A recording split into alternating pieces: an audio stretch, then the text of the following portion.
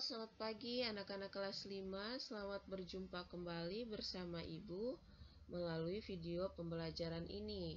Hari ini kita belajar tema 8, lingkungan sahabat kita, masuk pada subtema 1, manusia dan lingkungan. Baik anak-anak, untuk diketahui, pada tema 8, subtema 1 kita akan belajar mata pelajaran PPKN, Bahasa Indonesia, IPA, IPS, dan SBDP. Baik anak-anak, yang pertama, kita akan belajar mata pelajaran IPA tentang pentingnya siklus air bagi makhluk hidup. Yang pertama, kita harus mengetahui pengertian dan tahapan dari siklus air. Siklus hidrologi atau daur air yang dikenal juga dengan istilah siklus air adalah sirkulasi air yang menggambarkan pergerakan molekul air atau H2O dari atmosfer ke bumi dan sebaliknya yang tidak pernah berhenti sehingga membentuk rangkaian melingkar perjalanan molekul air di bumi yang disebut dengan siklus. Berikut ini 3 proses utama siklus air atau siklus hidrologi yang perlu anak-anak ketahui. Anak-anak bisa melihat gambar berikut ini. Anak-anak coba amati gambar ini. Ini merupakan proses terjadinya siklus air. Anak-anak bisa melihat tanda panah ke atas itu yang disebut dengan apa? Yang ke bawah, yang ke samping, yang ke kiri dan ke kanan. Anak-anak bisa mengamati gambar tersebut. Baik anak-anak, setelah anak-anak mengamati gambar siklus air, kita masuk ke materi berikut, yaitu manfaat terjadinya siklus air bagi kehidupan. Manfaat terjadinya siklus air bagi kehidupan. Yang pertama, air hujan yang meresap ke dalam tanah akan tersimpan sehingga memberikan cadangan air bagi makhluk hidup. Yang kedua, air hujan yang mengalir akan memenuhi sungai-sungai dan danau yang berguna untuk aktivitas manusia dan hewan. Yang ketiga, air di dalam tanah akan diserap tumbuhan untuk proses fotosintesis. Yang berikut, siklus air menjaga kelembapan suhu dan iklim di bumi. Anak-anak, ini merupakan manfaat terjadinya siklus air bagi kehidupan. Anak-anak juga bisa membuka buku tematik kalian, buku tematik 5H halaman 3 dan 4. Silakan membaca materi pada buku tematik 5H kalian pada halaman 3 dan 4. Berikut, proses terjadinya siklus air. Anak-anak coba perhatikan gambar ini. Ini merupakan proses terjadinya siklus air. Yang pertama, kita kenal dengan nama evaporasi. Evaporasi ini merupakan proses di mana air yang ada di laut, rawa, sungai, dan lainnya menguap karena adanya pemanasan dari sinar matahari. Dalam hal ini, air diubah menjadi uap air atau gas sehingga bisa naik ke atmosfer. Anak-anak bisa perhatikan gambar ini. Yang kedua, kita kenal dengan nama transpirasi. Transpirasi merupakan proses serupa dengan evaporasi. Hanya saja proses penguapan ini terjadi pada jaringan makhluk hidup, seperti tumbuh-tumbuhan. Anak-anak, sambil mendengar penjelasan dari Ibu, anak-anak bisa sambil mengamati gambar yang ada di samping. Yang ketiga, kita kenal dengan nama kondensasi. Kondensasi merupakan proses di mana berubahnya uap air di atmosfer menjadi partikel es yang sangat kecil di suhu yang rendah. Partikel es tersebut saling mendekat satu sama lain sehingga akan menggumpal sebagai awan. Yang berikut kita kenal dengan nama presipitasi. Presipitasi ini ketika terlalu banyak air yang terkondensasi, maka tetesan air di awan akan menjadi besar dan berat untuk menahan di udara sehingga jatuh sebagai hujan, salju, dan hujan es. Baik anak-anak, ini merupakan proses terjadinya siklus air. Yang berikut, macam-macam siklus air. Yang pertama kita kenal dengan siklus pendek atau siklus kecil. Siklus pendek diawali dengan air laut menguap menjadi uap gas karena panas matahari, kemudian terjadi kondensasi dan pembentukan awan pada ketinggian tertentu. Selanjutnya turun hujan di permukaan laut. Yang kedua, kita kenal dengan siklus sedang. Siklus sedang ini diawali dengan air laut menguap menjadi uap gas karena panas matahari. Kemudian terjadi evaporasi. Uap bergerak oleh tiupan angin ke darat, pembentukan awan, maka turun hujan di permukaan daratan. Air mengalir di sungai menuju laut kembali. Yang ketiga, kita kenal dengan siklus panjang atau siklus besar. Siklus panjang ini diawali dengan air laut menguap menjadi uap gas karena panas matahari. Uap air mengalami sublimasi, pembentukan awan yang mengandung kristal es, awan bergerak oleh tiupan angin ke darat. Turun salju, pembentukan gletser mencair membentuk aliran sungai, sehingga air mengalir di sungai menuju darat dan kemudian ke laut. Anak-anak, ini merupakan macam-macam siklus air. Yang berikut, cara menjaga siklus air. Cara menjaga siklus air adalah sebagai berikut. Cara melestarikan siklus air agar tidak terjadi bencana yang tidak diinginkan. Yang pertama, mengadakan reboisasi hutan gundul. Yang kedua, menghemat penggunaan air bersih. Yang ketiga, menanam pohon di pekarangan rumah. Yang keempat, membiarkan halaman terbuka. Itu merupakan cara melestarikan siklus air agar tidak terjadi bencana yang tidak kita inginkan. Berikut, kita masuk pada pelajaran bahasa Indonesia yaitu teks fiksi dan non-fiksi. Anak-anak, untuk diketahui, teks fiksi adalah kisah atau cerita yang dibuat berdasarkan khayalan atau imajinasi pengarang. Cerita fiksi tidak benar-benar terjadi di dunia nyata. Beberapa contoh karya tulis yang termasuk teks fiksi antara lain adalah cerpen, novel, dan roman. Pada tema-tema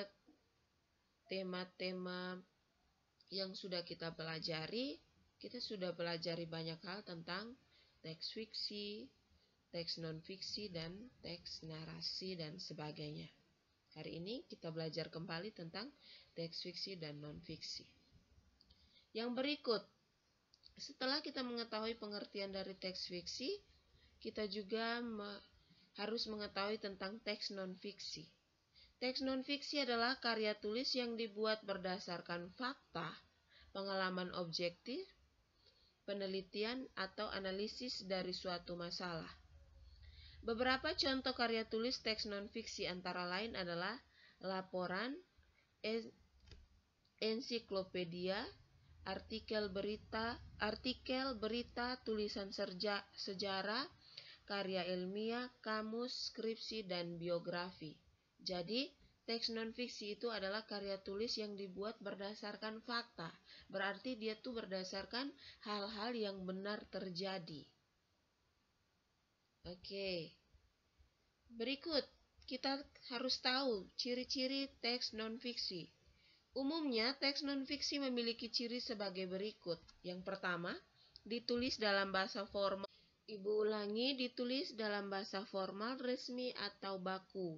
Yang kedua, menggunakan gaya bahasa denotatif atau memiliki makna yang sebenarnya. Yang ketiga, disusun berdasarkan fakta. Yang keempat, ditulis secara urut. Dan yang kelima, merupakan temuan baru atau penyempurnaan temuan lama. Baik anak-anak, ini merupakan pengertian dan ciri-ciri dari teks fiksi dan non-fiksi. Berikutnya, tujuan mengidentifikasi teks non-fiksi. Tujuan dari mengidentifikasi teks non-fiksi adalah untuk menemukan informasi penting dalam teks. Teman-teman, informasi adalah sekumpulan fakta yang menggambarkan sebuah peristiwa atau kejadian tertentu. Informasi bermanfaat agar kita mengetahui atau memahami suatu hal. Dalam teks non-fiksi, informasi penting merupakan inti fakta yang ingin disampaikan penulis dari teks itu. Jadi, tujuan orang mengidentifikasi teks non-fiksi itu untuk memperoleh informasi yang benar-benar terjadi pada sebuah peristiwa atau kejadian tertentu. Kita lanjut, informasi dalam teks itu ada yang tersurat atau sudah tertulis dalam teks, dan ada juga yang bersirat atau perlu dipahami lebih lanjut oleh pembaca. Yang berikut, cara mengidentifikasi teks non-fiksi.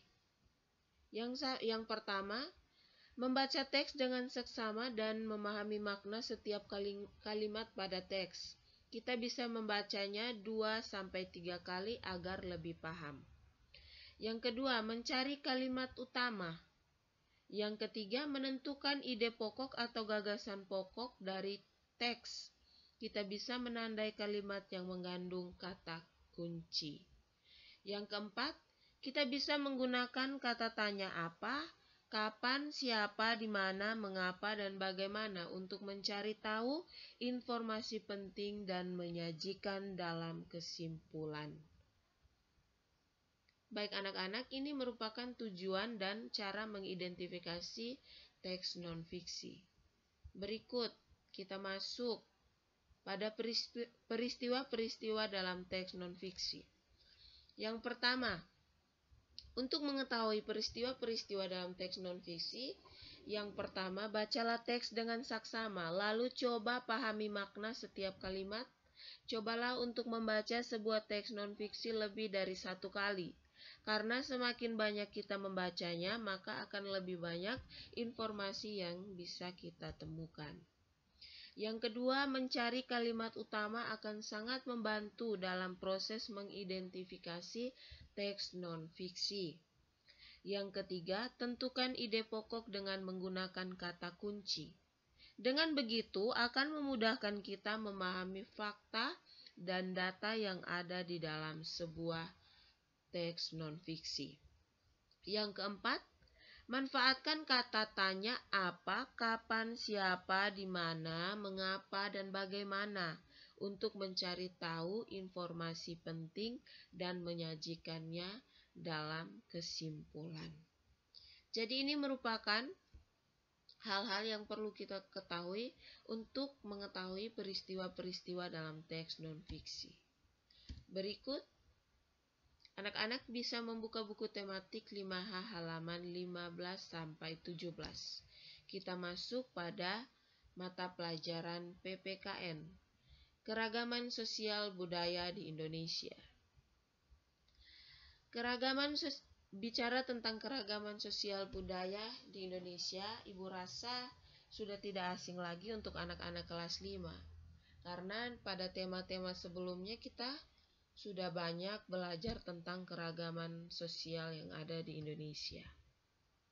Baik anak-anak, yang pertama, keragaman sosial budaya di Indonesia menjadi berkah bagi bangsa. Bangsa Indonesia adalah masyarakat yang terdiri dari keanekaragaman suku bangsa yang memiliki adat istiadat yang berbeda-beda. Anak-anak bisa membaca pada buku tematik 5H halaman 15 sampai 17. Berikutnya, bagaimana sikap kita dalam menghadapi keberagaman ekonomi? Sikap kita dalam menghadapi keberagaman ekonomi adalah kita tidak boleh menyombongkan diri dengan kondisi ekonomi yang kita miliki. Selain itu, kita tidak boleh menganggap rendah orang lain yang kondisi ekonominya lebih rendah dari kita. Kita juga tidak boleh iri dengan kondisi ekonomi orang lain yang lebih baik dari kita. Itulah sikap kita dalam menghadapi keberagaman ekonomi. Yang berikut, anak-anak juga bisa membuka buku halaman 5. Anak-anak bisa membuka buku 5H halaman 22 dan 23. Jenis-jenis kegiatan ekonomi masyarakat. Anak-anak, selain yang ada di dalam buku 5H halaman 22 sampai 23, Ibu akan menjelaskan secara singkat tentang kegiatan ekonomi masyarakat. Jadi anak-anak, kegiatan ekonomi masyarakat merupakan kegiatan yang dilakukan oleh masyarakat itu sendiri, di mana untuk memperoleh barang dan jasa. Dengan kegiatan ekonomi tersebut, untuk memenuhi kebutuhan sehari-hari. Dalam kegiatan ekonomi terdiri dari kegiatan produksi dan konsumsi. Ini merupakan penjelasan singkat dari Ibu mengenai kegiatan ekonomi masyarakat. Untuk selanjutnya, anak-anak bisa membaca dalam buku tematik 5H halaman 22 dan 23. Yang berikut, kita masuk pada pelajaran SBDP. Tangga nada diatonik mayor dan tangga nada diatonik minor. Ibu rasa materi ini juga tidak asing untuk anak-anak kelas 5. Karena pada tema 6, tema 7, kita belajar banyak tentang tangga nada diatonik mayor dan tangga nada diatonik minor. Jadi, untuk diingat kembali, tangga nada ini dibagi jadi dua jenis, yaitu tangga nada diatonis mayor dan minor. Tangga nada diatonis minor adalah tangga nada yang punya nuansa sedih dan melankolis. Tangga nada adalah urutan nada dasar dalam musik untuk menciptakan melodi dan harmoni. Tangga nada terbagi menjadi dua, yaitu tangga nada mayor dan tangga nada minor. Anak-anak juga bisa membaca materinya pada buku tematik 5H halaman 8 dan halaman 9. Jadi di situ pada halaman 8 itu ada lagu yang berjudul Waktu Hujan Sore-Sore. Anak-anak bisa berlatih di rumah dan bisa bernyanyi selain untuk menghibur hari-hari anak-anak juga bisa mengenal tentang lagu daerah Maluku yang berjudul Waktu Hujan Sore-Sore.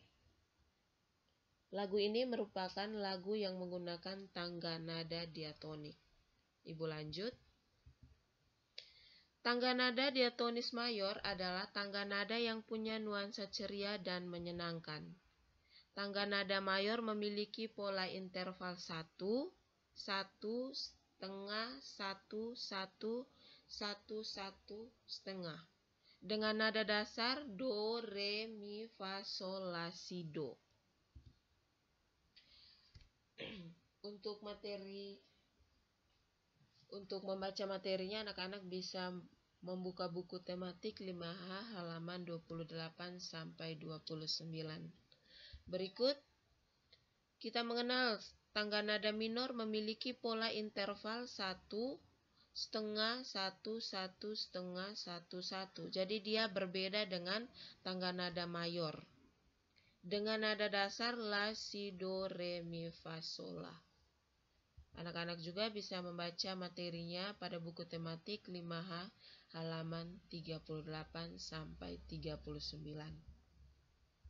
Baik anak-anak, Untuk tema 8 subtema 1, Ibu rasa cukup sampai di sini dulu. Jika ada beberapa hal yang